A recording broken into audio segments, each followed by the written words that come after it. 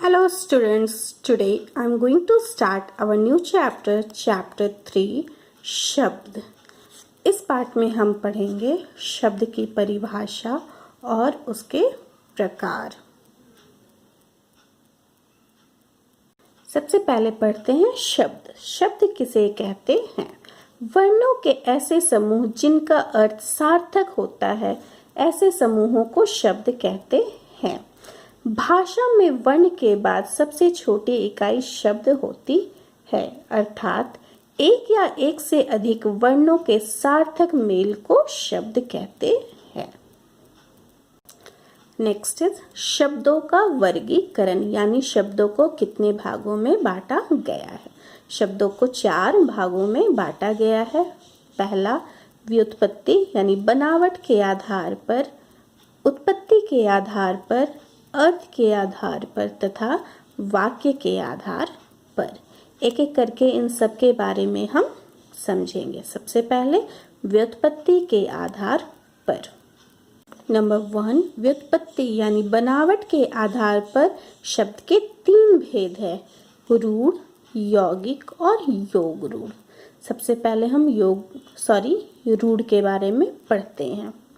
भाषा के ऐसे शब्द जो परंपरा से किसी वस्तु विशेष के अर्थ को प्रकट करते हैं, रूढ़ शब्द कहलाते हैं।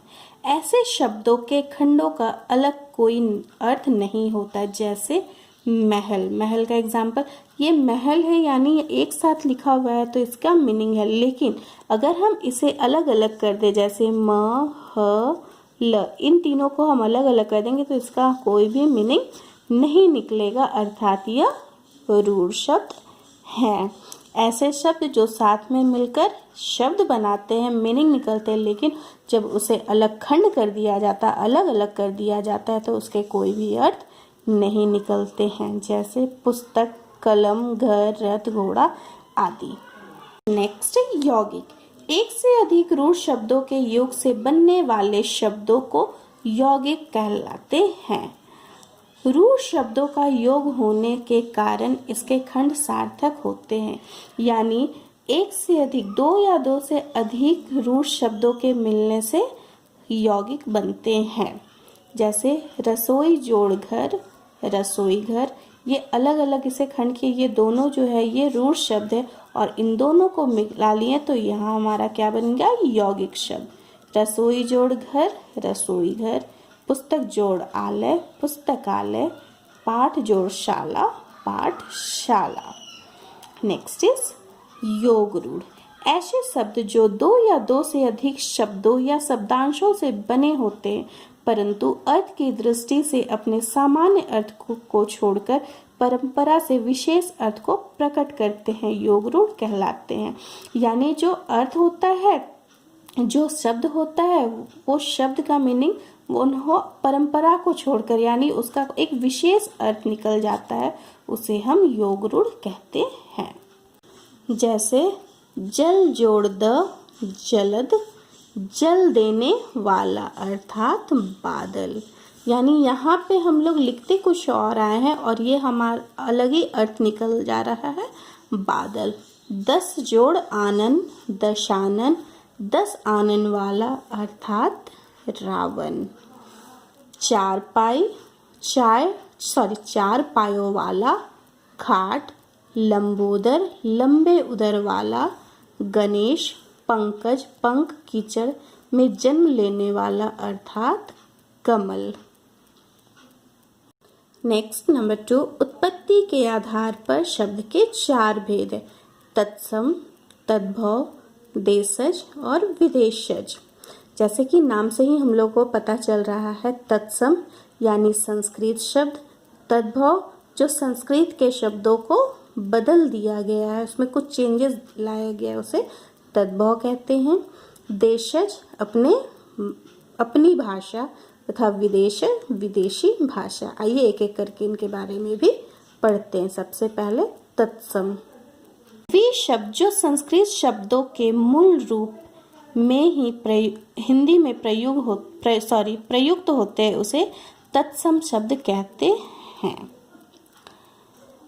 संस्कृत भाषा वास्तव में हिंदी की जननी है। अतः स्वाभाविक है कि संस्कृत के अनेक भाषा ज्यों के त्यों हिंदी में ग्रहण कर लिए गए। उदाहरण अग्नि, सूर्य, चंद्र, गृह, घृत, हस्त, दुग्ध आदि। नेक्स्ट, तद्भव। ऐसे संस्कृत शब्द जो कुछ परिवर्तित रूप में हिंदी में प्रयुक्त हुए हैं उन्हें तद्भव अर्थात उससे उत्पन्न हुआ है उसे तद्भव कहते हैं। यानी संस्कृत शब्द के में कुछ परिवर्तन लाके उसे हिंदी में प्रयोग करते हैं उसे हम तद्भव कहते हैं। जैसे आग, सूरज, चांद, घर, घी, हाथ, दूध आदि। नेक्स्ट, देशज। वे शब्द जो ना तो संस्कृत के हैं ना संस्कृत शब्द से बिगड़कर बने हैं बल्कि जिनकी उत्पत्ति विभिन्न भारतीय भाषाओं के प्रादेशिक बोलियों से हुई है अर्थात लोक भाषाओं से हुई है उसे हम देशज कहते। जैसे खिड़की, गाड़ी, पगड़ी, खुरपा, जूता, रोटी आदि। नेक्स्ट, विदेशज। हिंदी में अनेक ऐसे शब्दों का प्रयोग किया जाता है जो विदेशी भाषा के हैं। जैसे अरबी, फारसी, तुर्की, अंग्रेजी, फ्रांसीसी, पुर्तगाली आदि। अरबी, फारसी, तुर्की, अंग्रेजी, पुर्तगाली, यहाँ पे इनके शब्द दिए गए, एक बार आप लोग ध्यान से इसे पढ़ोगे। यहाँ पे कुछ तत्सम तद्भव शब्द दिए गए हैं जिन्हें आप अच्छे से ध्यान से पढ़ोगे और उन्हें समझ के याद करोगे, इसे अच्छे से याद करोगे। नेक्स्ट, थर्ड नंबर, अर्थ के आधार पर शब्द के दो भेद है, सार्थक तथा निरर्थक।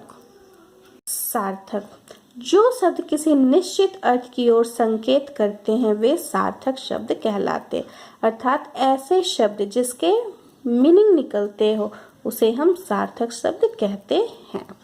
नेक्स्ट, निरर्थक, जो शब्द निश्चित अर्थ की ओर संकेत नहीं करते वे निरर्थक शब्द कहलाते हैं।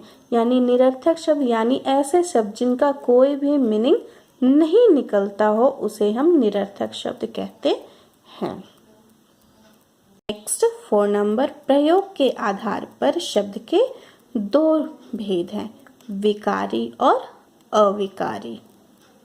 विकारी शब्द, वाक्य में प्रयोग करते समय जिन शब्दों के रूप में परिवर्तन होता है वे विकारी शब्द कहलाते हैं। संज्ञा, सर्वनाम, विशेषण और क्रिया, ये 4 शब्द विकारी माने जाते हैं। जैसे वाक्य में प्रयोग किए जाने पर संज्ञा का रूपांतरण वचन व लिंग के आधार पर होता है।